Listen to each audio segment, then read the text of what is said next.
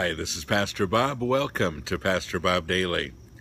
Well, fall is finally in the air here.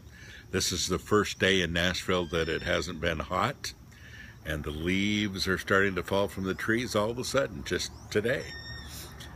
We've had some rain, it's a little cooler, and there's something in the air that I'm allergic to. I've started over a few times because I keep sneezing. Let's hope I get through this one all the way through. I have a friend that asked me about relationships, and she said that she's in a relationship with someone, a good friend, that continues to be controlling, manipulative, very critical of her spiritual walk, a person who gossips a lot behind people's backs. Doesn't sound like a very cool friend, does it?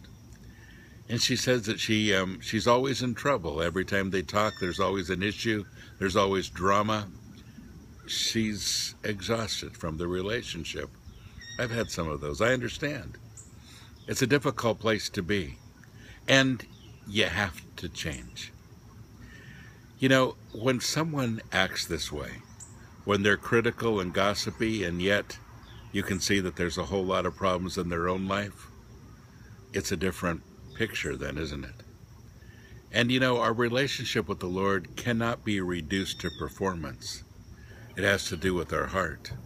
And a heart who's in love with the Lord, that God has captured and that is allowing God to work, is less manipulative and more loving, is less controlling and offers you a lot more freedom, is less critical of your spiritual life and begins to encourage you more, and doesn't gossip. That's the worst part. You know, whenever I hear somebody gossiping about somebody else in my presence, I realize that I need to stay clear of them, because at some point I'm going to be on their list. I will be the one gossiped about, and it happens every time. Gossip's a horrible thing. And in fact, the Bible talks about gossip a couple times in the same sentence that it talks about murder. It really is murder in the body of Christ in a lot of ways. And gossip is so hurtful. Well, we'll do another one on gossip one day, and I think I've probably done a few anyway. But what do you do with this person? Well, the first thing you have to do, if they're really a friend, is that you have to confront this.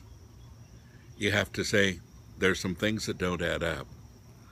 When the Bible talks about how Christian friends should be, they're supportive. They're encouraging. They don't manipulate. They enjoy the freedom that we all share together. And that isn't part of our relationship, and it needs to be. And I realize that there's deeper hurt in your life, and we all have hurt. But I'd like to share our hurts together. I'd like to share what's really going on together. I'd like you to drop all of this critical thought and all this manipulation and all of this. And I'd like to talk about real issues. And if she's able to do that, you've made a great friend, because that's really what we all need. If she's not willing to do that, you have to set up boundaries. And you have to say, I'm sorry, but this relationship is toxic for you and for me.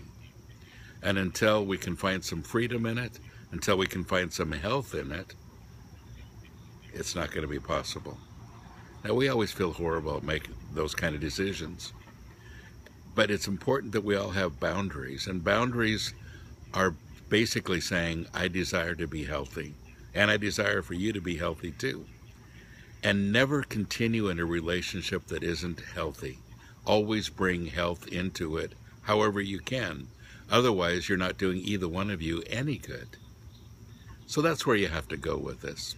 And I hope that it brings out some honest communication, some good talks, but don't let it continue the way it is. God bless you. Have a great day.